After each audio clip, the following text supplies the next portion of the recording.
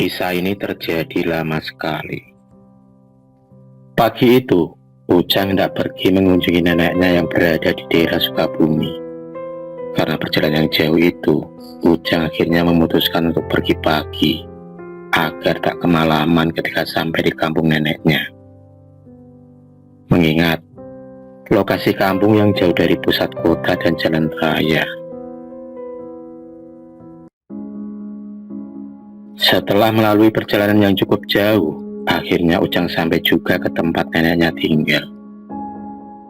Dari lokasi turun angkot, Ujang harus menempuh jalan kaki sekitar 40 menit lagi untuk menuju kampung neneknya tinggal.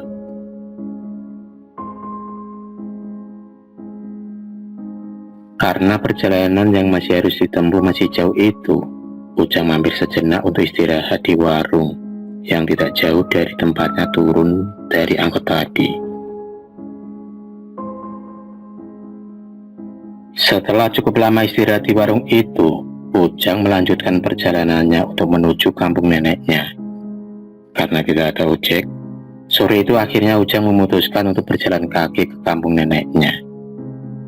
Perjalanan ke kampung Ciasiwung. Meskipun jauh, tapi tak terasa karena pemandangannya yang indah serta persawahan yang luas.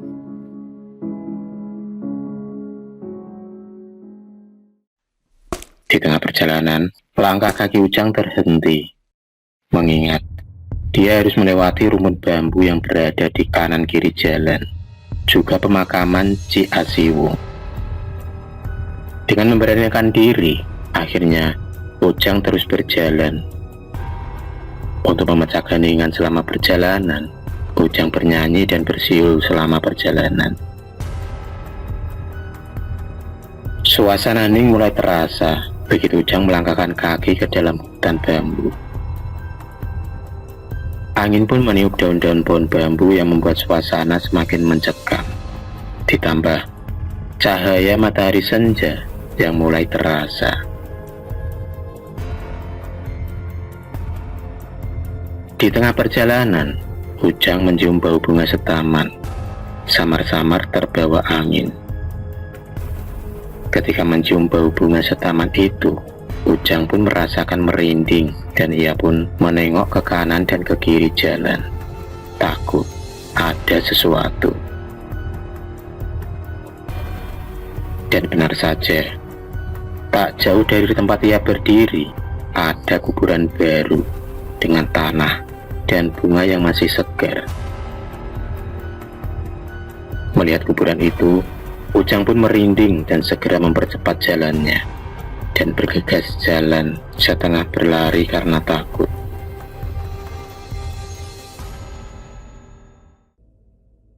Menjelang maghrib, Ujang sampai juga di rumah neneknya.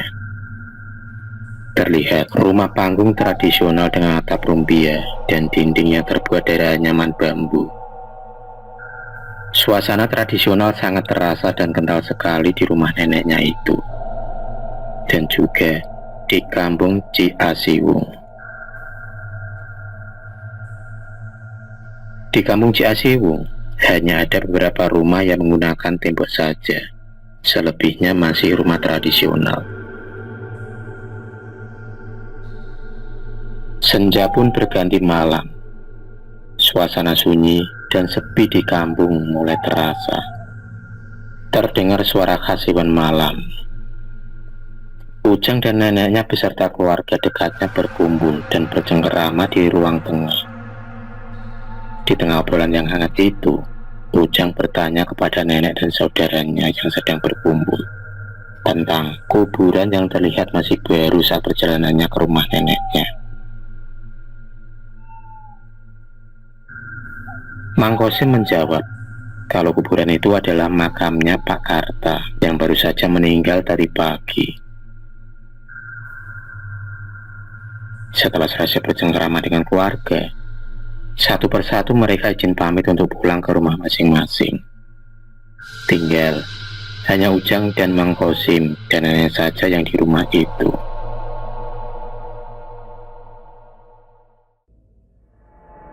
Malam pun semakin larut.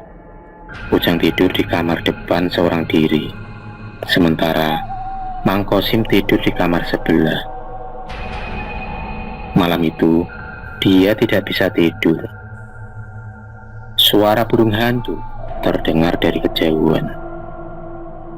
Dan di tengah hening malam, terdengar bunyi seperti seseorang yang sedang menyeret pelepah kelapa kering.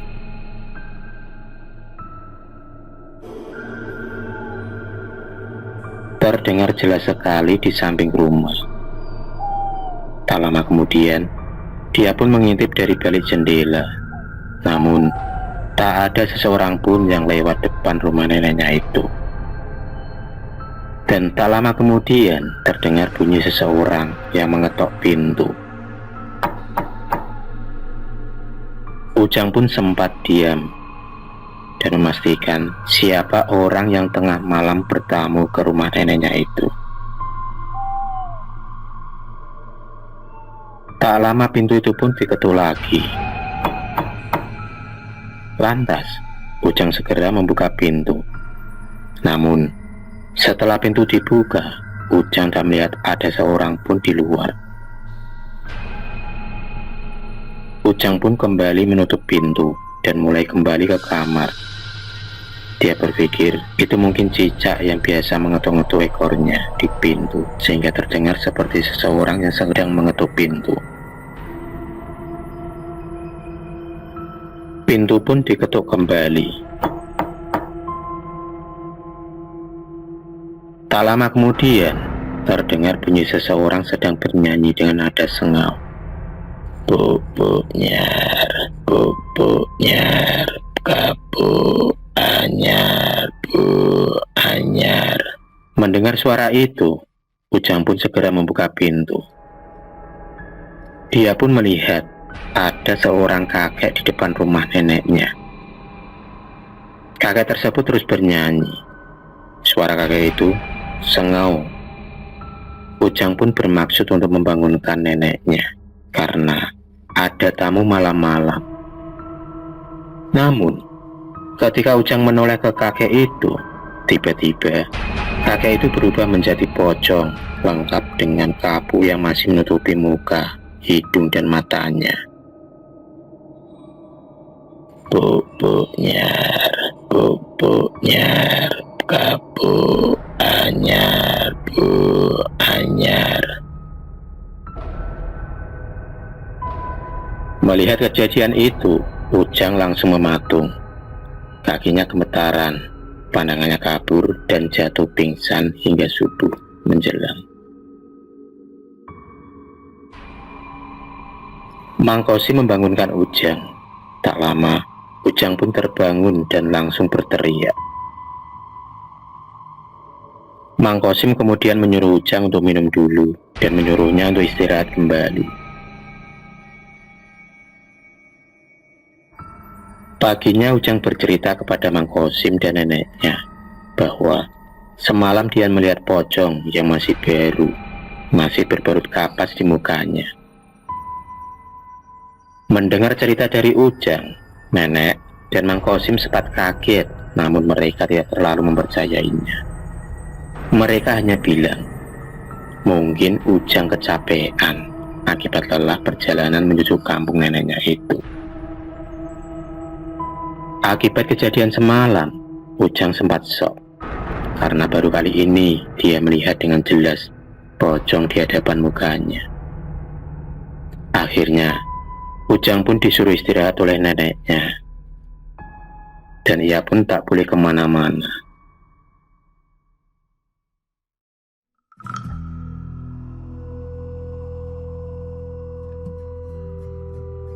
Malam pun tiba. Suasana ning kampung Ciasiwung mulai kembali hening, sunyi sepi. Malam itu, giliran Mang Kosim untuk bertugas ronda malam di kampung Ciasiwung. Tepat jam 9 malam, ketika teman Mang Kosim mendatangi rumah Mang Kosim untuk menjemputnya. Namun, Mang Kosim malam itu tidak bisa ikut ronda karena dia khawatir dengan keponakannya yang masih syok itu. untuk mensiasatinya.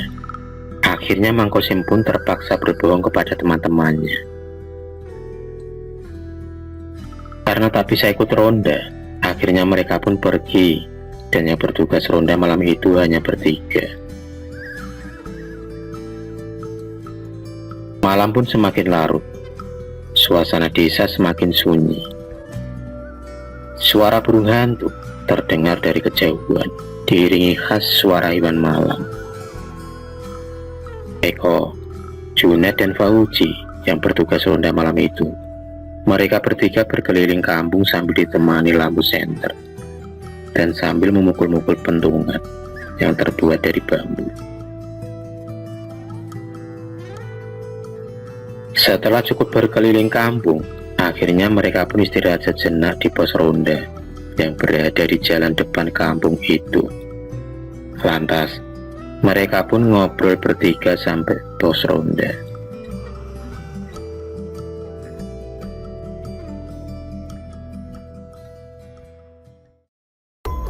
Saat mereka asik ngobrol, mereka mendengar suara seperti orang sedang menarik pelepah kelapa yang jatuh.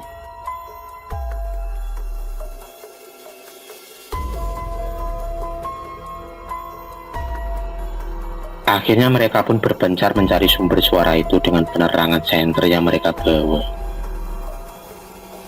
Mereka pun menyorotkan senter mereka ke segala arah, namun hasilnya nihil karena tak ada apa-apa.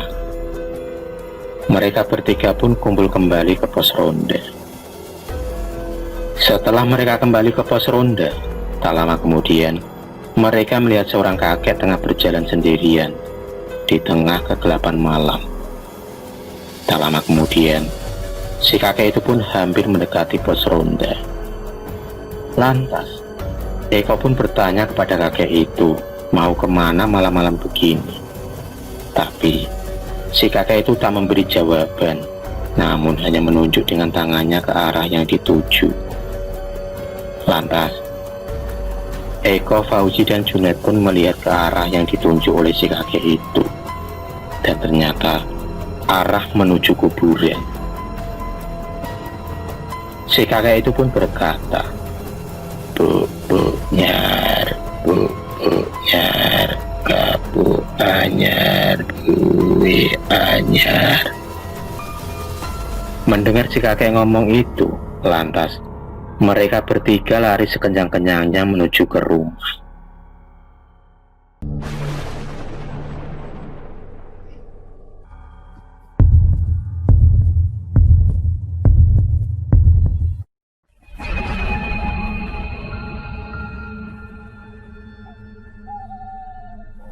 Terima kasih sudah menonton video cerita bergambar ini. Klik subscribe untuk terus mendapatkan video-video cerita bergambar selanjutnya.